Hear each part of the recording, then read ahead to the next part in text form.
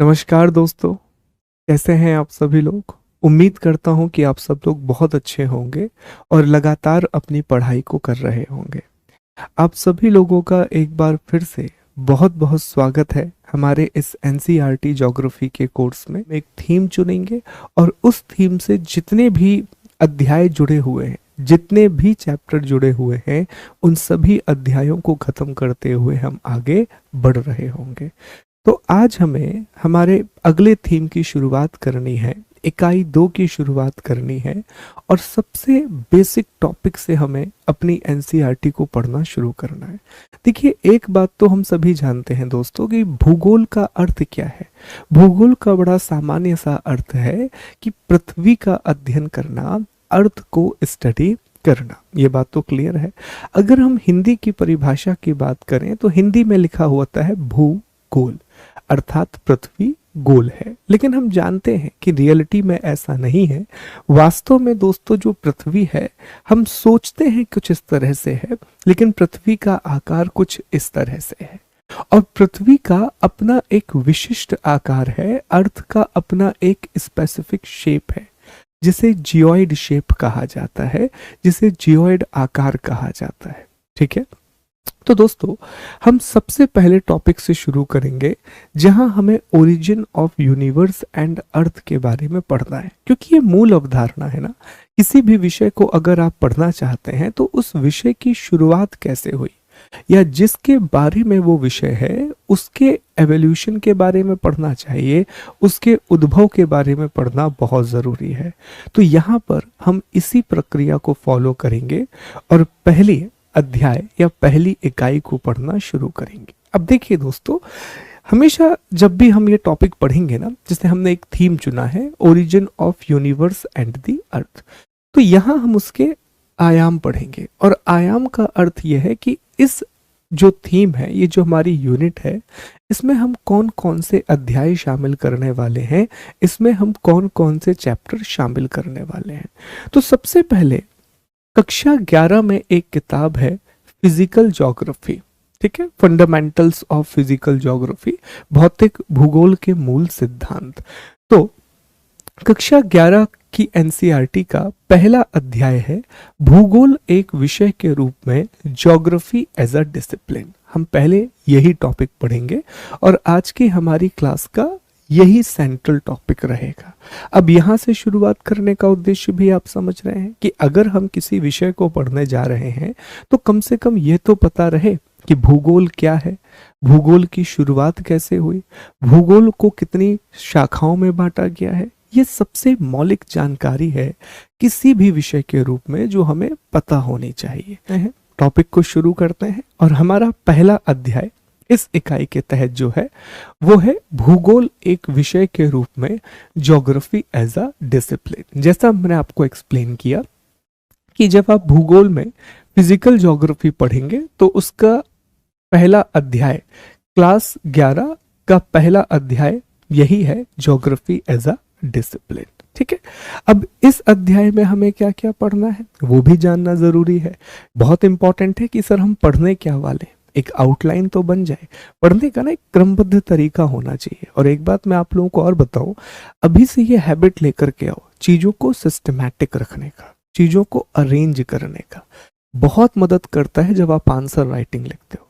अगर आप छोटी छोटी बातें ना पीपीटी में नोटिस करेंगे, मैं बहुत फोकस रखता हूँ कि ये मेरे अध्याय के लिए मैं हमेशा ये वाला बॉक्स इस्तेमाल करूंगा, ये मेरा यूनिट वाला बॉक्स है।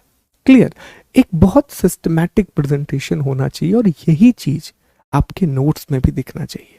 जितना आप सिस्टमैटिक रहोगे, ट्रस्ट मी, वो चीज रिफ्लेक्ट होगी आपकी आंसर राइटिंग में, वो चीज रिफ्लेक्ट होगी आपकी बातों में। बहुत एक एक करके आगे बढ़ते जाइए। हमें क्रमबद्ध अध्ययन करना है, हमें सिस्टमैटिक स्टडी करना है। ठीक है, तो अब इस अध्याय में हम क्या क्या पढ़ेंगे।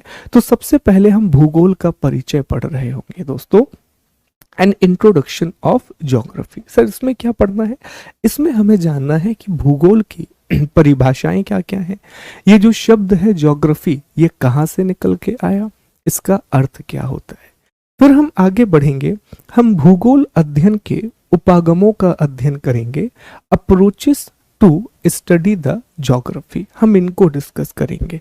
अर्थ क्या है? उपागम का मतलब होता है कि तरीका, अप्रोच मतलब क्या होता है? किसी भी चीज को करने का तरीका, वो हमारी अप्रोच कहलाती है। तो किसी भी विषय को, सिर्फ भूगोल नहीं, किसी भी विषय को पढ़ने के बहुत सारे तरीके होते हैं, बहुत सारे उपागम होते हैं। यहाँ पर दो उपागमों की चर्चा की गई है, दो अप्रोचेस की बात की गई है। एक है क्रमबद्ध उपागम, जिसे हम सिस्टमैटिक अप्रोच कहते हैं, और दूसरा है प्रादेशिक उपागम, जिसे हम रीजनल अप्रोच कहते हैं। हम दोनों को डिस्कस करेंगे। अप्रोच पढ़ने के बाद हम भूगोल की शाखाओं को जानेंगे, हम ब्रांचेस ऑफ ज्योग्राफी को डिस्कस करेंगे। ये इसलिए जरूरी है दोस्तों कि कभी, जैसे मैं ये मान के चल रहा हूँ कि एनसीईआरटी बैच का अर्थ है कि यहाँ वो लोग हैं जो प्रिपरेशन शुरू कर रहे हैं, जिन्होंने अब तक जानते ही नहीं, और मैं इस कोर्स को ऐसे ही बनाऊंगा दोस्तों। उन लोगों के लिए खासतौर पर यह कोर्स जरूरी है जो बिल्कुल ही बिगिनर है। सर, हम यूपीएससी की दुनिया में ना अभी हमारा पहला कदम भी नहीं रखा है, ये मान के चलिए। तो मैं जानता हूं कि आपका पहला कदम नहीं रखा है, और हम उसी चीज को लेकर के चलेंगे। पहले दिन ही तो हमने डिस्कस किया था, ये कोर्स आपकी नींव बनाने के लिए है, फाउंडेशन बनाने के लिए है, ठीक है? फिर आपको याद रखना है। तो भूगोल की शाखाओं को हम डिस्कस करेंगे, ब्रांचेस ऑफ ज्योग्राफी पढ़ेंगे। तो बहुत सारे नाम सुने होंगे आप लोगों ने, सुना होगा सर फिजिकल ज्योग्राफी सुनते हैं सर, एक क्लाइमेटोलॉजी भी वर्ड होता है, एक ओशिनोग्राफी भी वर्ड होता है। तो इन सभी शब्दों का अर्थ क्या है, ये हम डिस्कस करेंगे। फिर चौथे नंबर पर ये आपका होमवर्क, ये आपके लिए होमवर्क। हमने कहा था ना कि हमें एनसीईआरटी एग्जाम की डिमांड के हिसाब से पढ़नी है।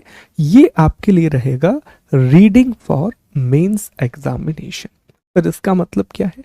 इसका मतलब ये है कि हमने एनसीईआरटी की जो बहुत अच्छी लाइन है या बहुत अच्छा पैराग्राफ है, जहां से मुझे लगता है कि यार ये शब्द आप निबंध में लिख सकते हैं, कभी कोई आंसर आया तो वहां यूज कर सकते हैं, तो वहां हमने रीडिंग मटेरियल के रूप में दिया है।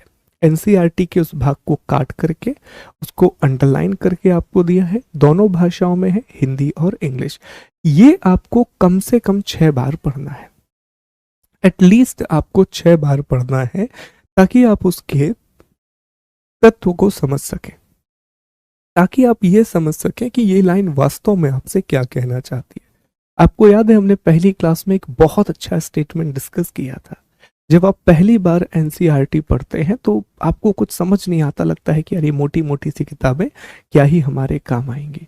दूसरी बार जब आप पढ़ते हैं तो हल्की समझ विकसित होती है, और जब तीसरी बार आप उसे पढ़ते हैं दोस्तों, तब आप उन बातों को समझ पाते हैं जो एनसीईआरटी वास्तव में आपको सिखाना चाहती है।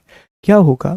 धीरे धीरे आप आगे बढ़ोगे और आप एनसीईआरटी को जोड़ना शुरू करोगे, हर चीज से जोड़ना शुरू करोगे।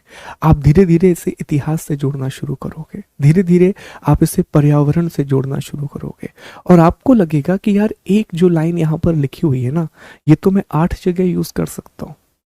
यही होती है पढ़ाई करने का सही तरीका। जो भी स्मार्ट स्टडी वाले लोग होते हैं ना, वो ऐसी चीजों को पढ़ते हैं जो वो 6 जगह यूज कर सकते हैं। तो एक टॉपिक पढ़ा, 6 जगह इस्तेमाल करेंगे तो और बेहतर रिजल्ट मिलता है, और भी बेहतर उसका परिणाम नजर आता है दोस्तों, ठीक है? तो यहां तक ना हमें ये 4 टॉपिक कंप्लीट करने हैं। ये 4 हमारे सब टॉपिक हैं जो ज्योग्राफी एज अ डिसिप्लिन, भूगोल एक विषय के रूप में इस टॉपिक में हम पढ़ेंगे। चलिए तो शुरू करते हैं दोस्तों। सबसे पहले ये जानना बहुत जरूरी है, ये बहुत इंपॉर्टेंट है, आपको पता होना चाहिए कि पृथ्वी का जो आकार है दोस्तों वो इस तरह से नहीं है। पृथ्वी का जो आकार है वो कुछ ऐसा है, और इसी विशेष आकार को हम जियोइड कहते हैं। तो ये बात दिमाग में डालिए कि भूगोल नहीं है, ठीक है? Earth is not round shape, circular नहीं है अर्थ, ठीक है? पृथ्वी जो है उसका एक अपना विशेष आकार है जिसे जियोइड कहा जाता है, जियोइड शेप कहा जाता है, ठीक? अब हम समझते हैं हमारे पहले टॉपिक को, भूगोल का परिचय एंड इंट्रोडक्शन ऑफ ज्योग्राफी। इसमें हमें क्या डिस्कस करना है? तो इसमें दोस्तों सबसे पहले तो हमें भूगोल की शब्द उत्पत्ति को डिस्कस करना है, फिर भूगोल को लेकर के जो अलग अलग परिभाषाएं दी गई हैं, अलग अलग डेफिनेशन दी गई हैं, हमें उनकी चर्चा करना है, ठीक है, अब ध्यान देंगे इस चीज को। सबसे पहले अगर हम हिंदी में शब्द देखें तो हिंदी में कितना आसान है। एक शब्द है भू और दूसरा शब्द है गोल। बहुत ही ब्रीफ डेफिनेशन। भू का मतलब क्या होता है? भूमि। भू का मतलब क्या होता है? लैंड। और गोल का मतलब क्या होता है? राउंड या सर्कुलर। ठीक है, मतलब हमें जो पृथ्वी जो कि गोल है उसका अध्ययन करना है। पर क्या हिंदी की परिभाषा सही डिफाइन कर रही है? अभी हमने जाना ना दोस्तों कि सर हमारी पृथ्वी तो गोल है ही नहीं, तो हम भूगोल कैसे कह रहे हैं? हमारी पृथ्वी का आकार तो जियोइड है। तो हिंदी की परिभाषा उतने अच्छे तरीके से भूगोल को डिफाइन नहीं करती, ज्योग्राफी को डिफाइन नहीं करती। अब दूसरी जो परिभाषा है वो बेसिकली शब्द उत्पत्ति से निकल करके आई है। ये जो शब्द है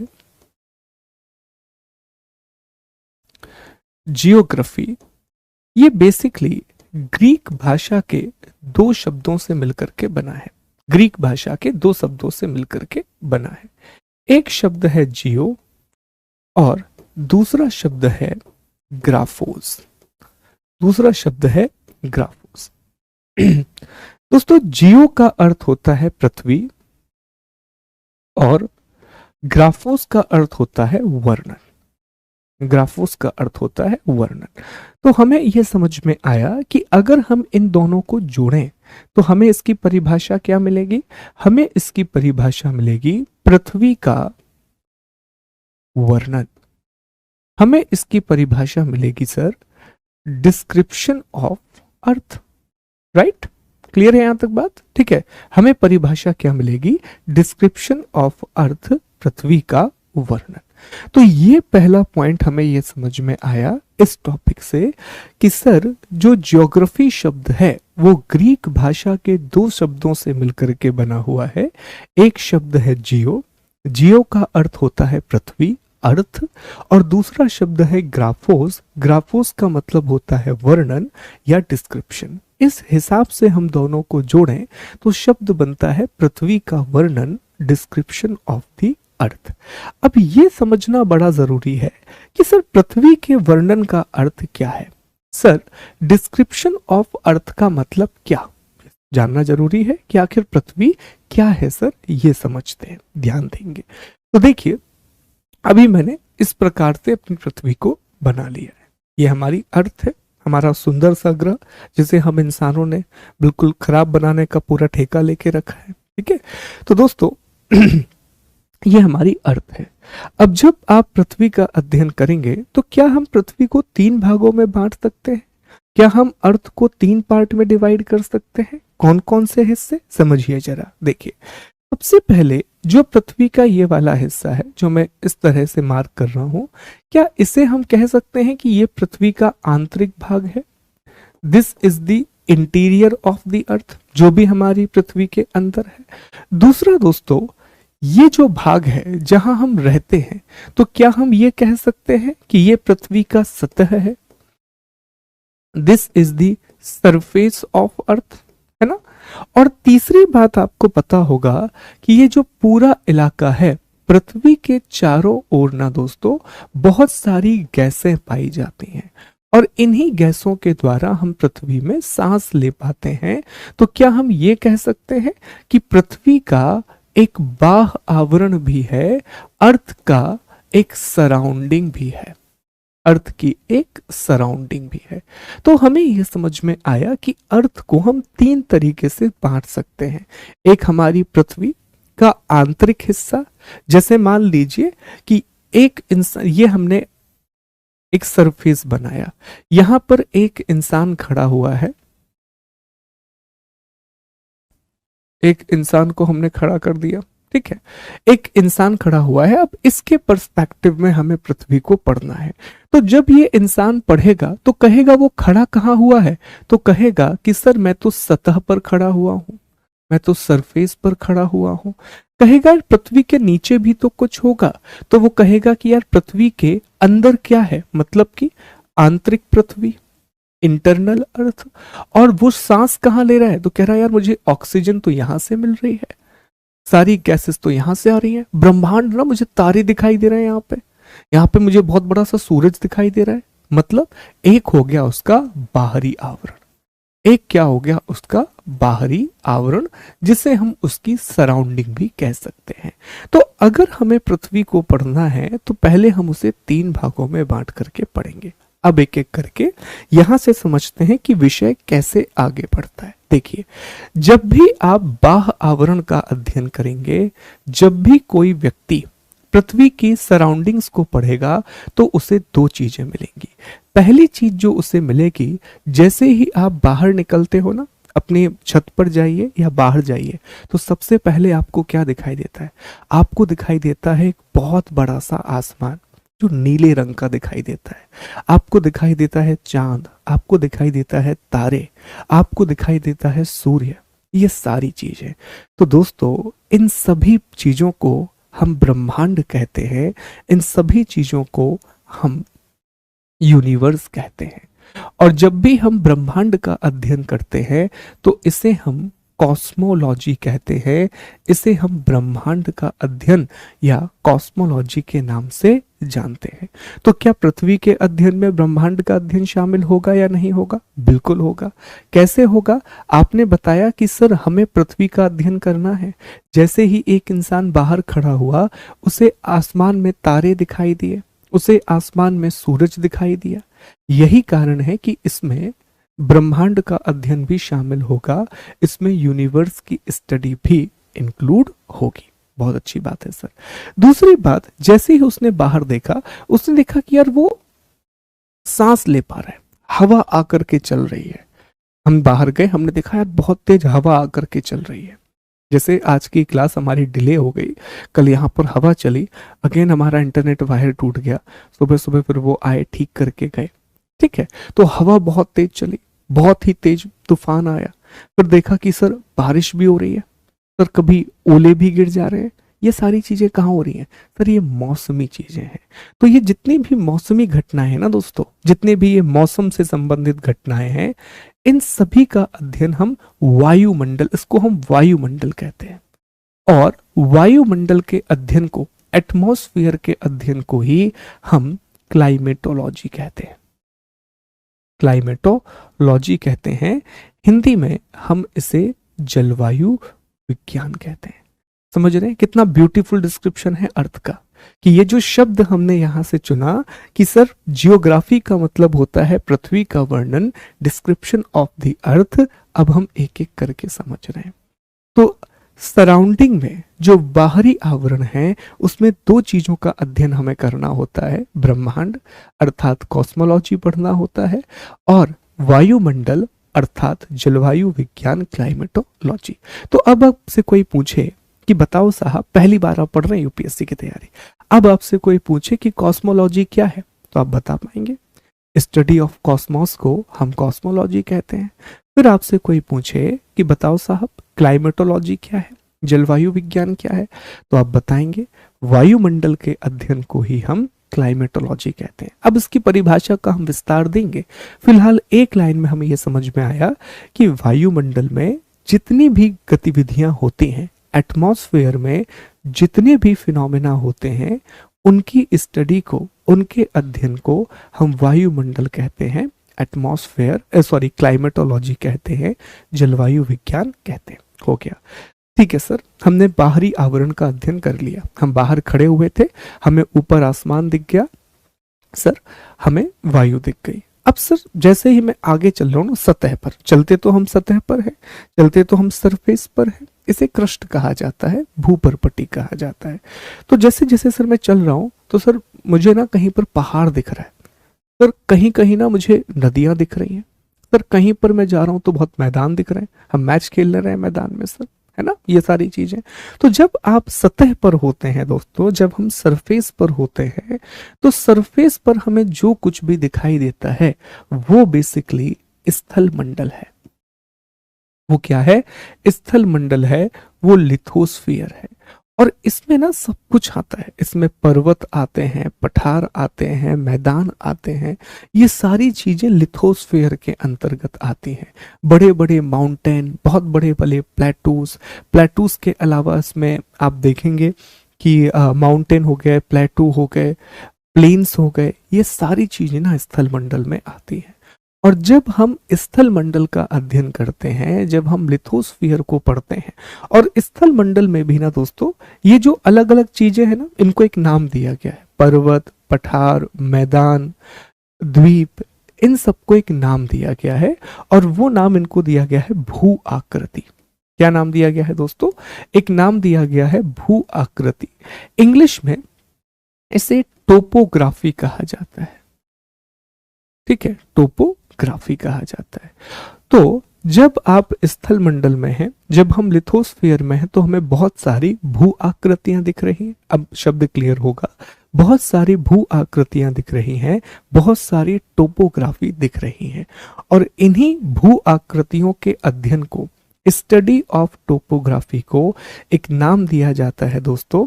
इसी को हम कहते हैं जियो मॉर्फोलॉजी।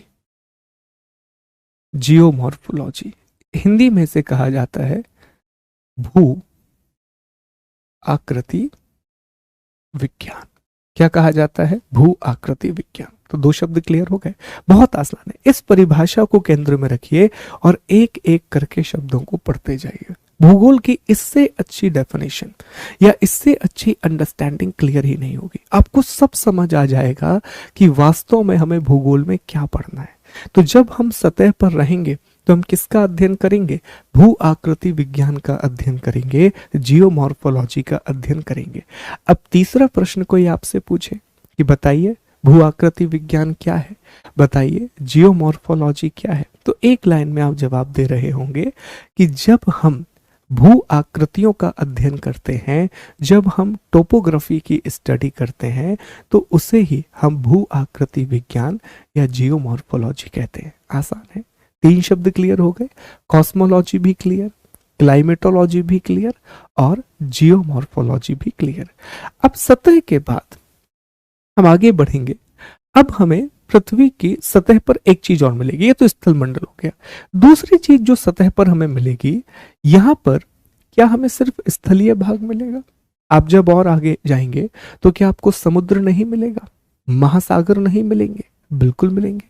पर इसी स्थल मंडल पर हमें समुद्र भी मिलेगा। सर, हमें बहुत सारी जल राशियां अर्थात वाटर बॉडी भी मिलेंगी। तो इसी समुद्र और जल राशियों के अध्ययन को हम समुद्र विज्ञान के नाम से जानते हैं।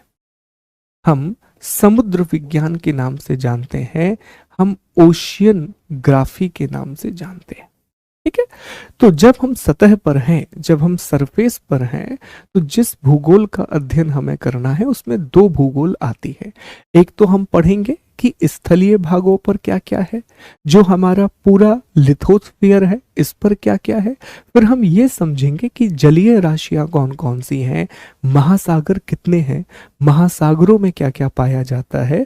तो जब हम सागर और महासागरों का अध्ययन करते हैं, study of ocean, sea etcetera, इसे हम ओशियनोग्राफी कहते हैं, इसे हम समुद्र विज्ञान कहते हैं। इसके बाद तीसरा और अंतिम हिस्सा बचता है। सर ये कौन सा हिस्सा? अब हमें पृथ्वी के आंतरिक भाग में भी जानने की इच्छा हुई। कैसे इच्छा हुई? हमने देखा कि कहीं पर ना ज्वालामुखी फट गया, बहुत सारी चीजें बाहर निकल आई। हमने देखा कि अफ्रीका में दो हिस्से अलग होते जा रहे हैं। सुन रहे हैं कि 5000 साल के बाद यहाँ पर एक नया सागर बनेगा, जो बहुत समय के बाद एक महासागर बन जाएगा और एक नया महाद्वीप बन जाएगा। जानने की इच्छा हुई, ऐसा क्यों हो रहा है, हिमालय की ऊंचाई लगातार क्यों बढ़ रही है। तब हमें पता चला कि यार पृथ्वी के अंदर ना बहुत सारी चीजें हैं। अर्थ में जैसे ही आप अंदर जाते हैं, यहाँ तो बहुत बड़ी कहानी चल रही है। तो जब हम पृथ्वी के आंतरिक भाग का अध्ययन करते हैं, तो इसे दोस्तों भूगर्भ शास्त्र कहते हैं। इसे हम भूगर्भ शास्त्र कहते हैं, इसे हम जियोलॉजी कहते हैं। और जियोलॉजी में हम ये सभी बातों का अध्ययन करते हैं। भूगर्भ शास्त्र में हम पृथ्वी की आंतरिक संरचना का अध्ययन करते हैं, अर्थ के इंटीरियर को पढ़ते हैं। तो अब मुझे बताइए, क्या ये बात क्लियर हुई आपकी कि जो शब्द है जियो और ग्राफोस, जो एक ग्रीक भाषा का शब्द है, इसका अर्थ है पृथ्वी का वर्णन। तो अब अगर आपसे कोई पूछे कि यार पृथ्वी के वर्णन का मतलब क्या है, डिस्क्रिप्शन ऑफ अर्थ का मतलब क्या है, तो आप ब्रीफली उसे बताएंगे कि हमारी पृथ्वी को हम 3 भागों में बांट सकते हैं। एक हमारी पृथ्वी का बाहरी हिस्सा, जिसमें हमें ब्रह्मांड और वायुमंडल के बारे में पढ़ना है। दूसरा हमारी पृथ्वी की सतह, हमारी अर्थ का सरफेस, जिसमें हमें स्थल मंडल और जल मंडल के बारे में पढ़ना है। और तीसरा हमारी पृथ्वी का आंतरिक हिस्सा, इंटीरियर ऑफ द अर्थ, जहां हमें पृथ्वी के आंतरिक भागों के बारे में पढ़ना है, जहां हमें इंटीरियर ऑफ अर्थ के बारे में डिस्कस करना है।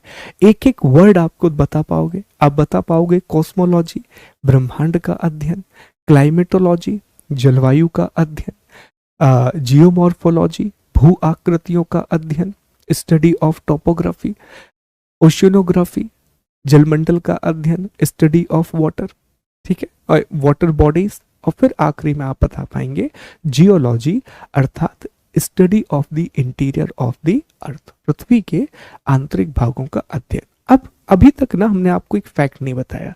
अभी तक तो ये पूरा का पूरा कंसेप्ट चल रहा था। अब पहला फैक्ट हम आपको बताने जा रहे हैं ज्योग्राफी से।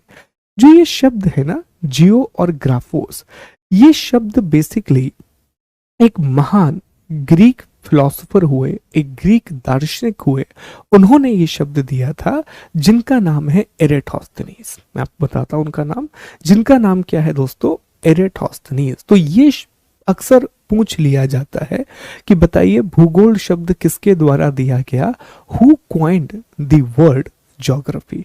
तो ज्योग्राफी वर्ड सबसे पहली बार एक ग्रीक विद्वान ने दिया था, जिनका आप ईयर देख सकते हैं 276 से 194 बीसी, और इनका नाम था एरेटोस्थनीज, ठीक है, जिनकी फोटो यहां पर लगी हुई है, आप देख पा रहे हैं। तो ये एक फैक्ट आपको याद रखना है, एनसीईआरटी में ही दिया हुआ है इस फैक्ट के बारे में कि भूगोल शब्द ग्रीक फिलोसोफर या स्कॉलर एरेटोस्थनीज के द्वारा दिया गया था। तो यहां तक आने के बाद हम ये कह सकते हैं कि सर हमने भूगोल की पहली परिभाषा स्पष्ट कर ली, हमने ज्योग्राफी की पहली डेफिनेशन पढ़ ली, और पहली परिभाषा में हमने पढ़ा कि भूगोल वास्तव में पृथ्वी का वर्णन है। सर पहली डेफिनेशन में हमने पढ़ा कि earth basically description of earth है, geography basically description of the earth है। ये तो हो गई पहली परिभाषा। लेकिन एनसीईआरटी में एक और परिभाषा दी गई है, और जो ज्यादा बढ़िया परिभाषा है। देखिए अभी जितनी भी बातों को हमने पढ़ा, तो हमने किसके पर्सपेक्टिव में पढ़ा, हम सारी चीजें हमारे परिप्रेक्ष्य में पढ़ते हैं। कोई भी विषय हम पढ़ते हैं तो उसमें हम मानव को केंद्र में रखते हैं, और उसी के आधार पर हम सारी चीजों को पढ़ते हैं। हमने कहा कि साहब एक मानव है, चूंकि उसको बाहर ये चीजें दिख रही हैं, तो एक ब्रह्मांड हो गया, एक वायुमंडल हो गया। मानव को नीचे लग रहा है कि कुछ है, तो वो इंटीरियर हो गया। तो बहुत अच्छी परिभाषा एनसीईआरटी ने दी कि मानव के निवास के रूप में पृथ्वी का वर्णन। बहुत अच्छी परिभाषा है, study of earth as abode of man, study of earth as abode of the man. मतलब ये हुआ कि अल्टीमेटली हमें इन्हीं का अध्ययन करना है, अल्टीमेटली हमें पढ़ना यही है, लेकिन इनका आधार या इनका सेंट्रल थीम क्या होगा, मानव होगा। हम सभी चीजों को पढ़ते हैं मानव को केंद्र में रखकर, इंसान को केंद्र में रखकर। अब तीसरी परिभाषा है जो बड़ी इंटरेस्टिंग है और मुझे बहुत बढ़िया परिभाषा लगी है। तो अब तक हमने 2 परिभाषाएं तो पढ़ ली, एक पृथ्वी का वर्णन, दूसरा हमने क्या पढ़ा कि हमें पृथ्वी को ही पढ़ना है, हमें डिस्क्रिप्शन ऑफ अर्थ ही पढ़ना है, पृथ्वी का वर्णन ही पढ़ना है। लेकिन ये जो वर्णन होगा ये मानव के निवास के रूप में होगा, it will be a abode of a man, मानव के निवास के रूप में। अब तीसरी परिभाषा जो बहुत बढ़िया डेफिनेशन है, तीसरी परिभाषा में लिखा हुआ है कि भूगोल वास्तव में, भूगोल, एक सेकंड, भूगोल वास्तव में मानव और प्रकृति, मानव और प्रकृति के अंतर संबंधों का अध्ययन है। ज्योग्राफी एक्चुअल में ह्यूमन और नेचर के इंटरेक्शन की स्टडी है। किसकी स्टडी है? ह्यूमन एंड नेचर के इंटरेक्शन की स्टडी है। ये अगली परिभाषा दी गई है, अगली डेफिनेशन दी गई है कि भूगोल वास्तव में क्या है दोस्तों? इंटरेक्शन की स्टडी है बिटवीन दी। एक सेकंड रुकिए, एक सेकंड।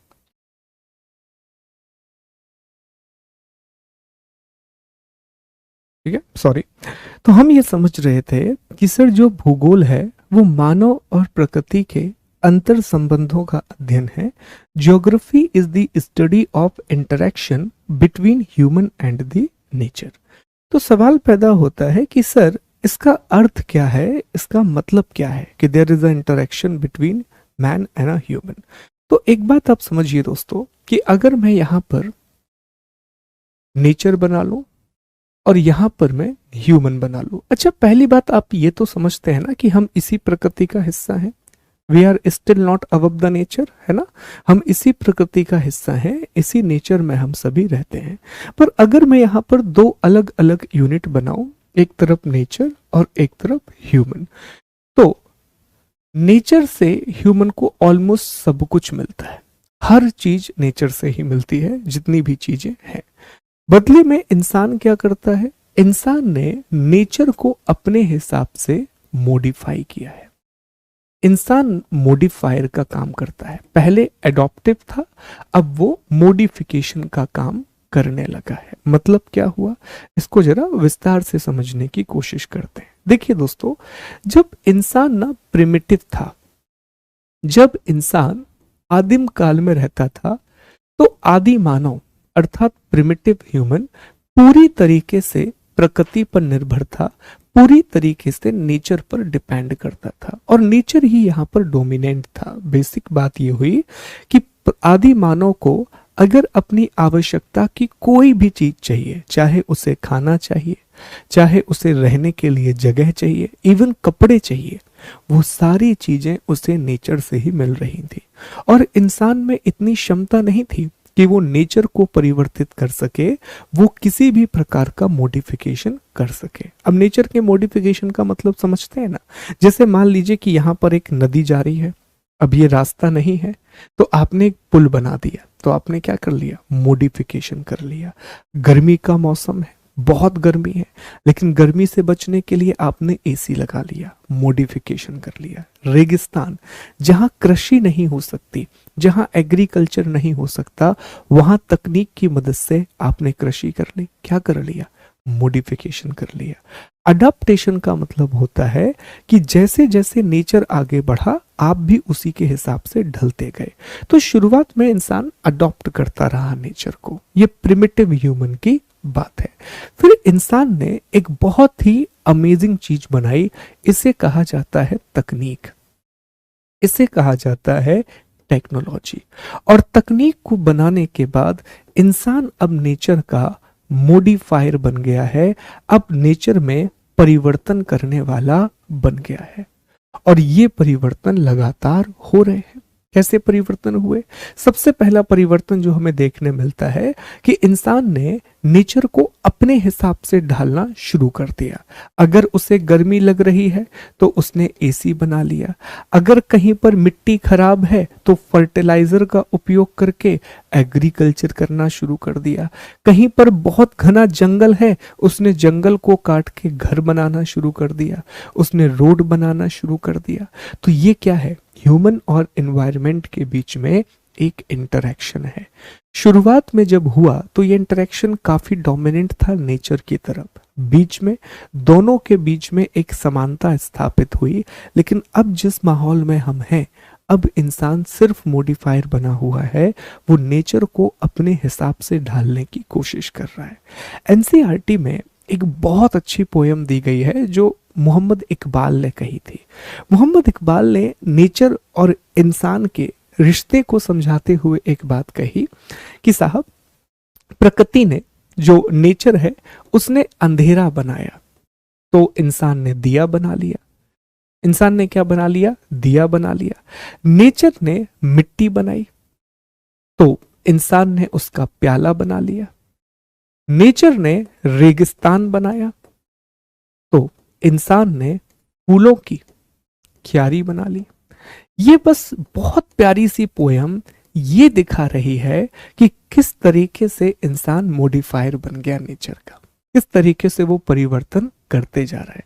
दो और बहुत अच्छे शब्द हैं एनसीईआरटी में जो इसी से जुड़े हुए हैं। एक शब्द एनसीईआरटी में लिखा हुआ है, मैं आपको पढ़ के ही सुना देता हूं ताकि बड़ा स्पष्ट दिखेगा। एक शब्द एनसीईआरटी में लिखा हुआ है ह्यूमनाइज्ड नेचर। शब्द ध्यान से पढ़ेंगे, ह्यूमनाइज्ड नेचर अर्थात मानवीकृत प्रकृति। और दूसरा शब्द लिखा हुआ है नेचुरलाइज्ड ह्यूमन, प्रकृति प्रभावित मानव। ये कीवर्ड होते हैं जब भी आप पढ़ते हैं। ह्यूमनाइज्ड नेचर का मतलब है कि प्रकृति जो है वो मानवकृत हो चुकी है, मतलब प्रकृति में इंसान ने अपने हिसाब से बदलाव किया है। इसीलिए आज जो हम नेचर देख रहे हैं इट इज ह्यूमनाइज्ड, मतलब इंसान ने उसमें परिवर्तन किए हैं, मानव ने प्रकृति में परिवर्तन किए। बहुत सारे उदाहरण हमने आपको दे दिए। मानव ने प्रकृति में परिवर्तन करके जंगलों को साफ करके घर बना लिए, उसने पानी को रोक करके डैम बनाना सीख लिया, उसी डैम से उसने बिजली बनाना शुरू कर दिया, उसी बिजली से उसने इक्विपमेंट चलाना शुरू कर दिए।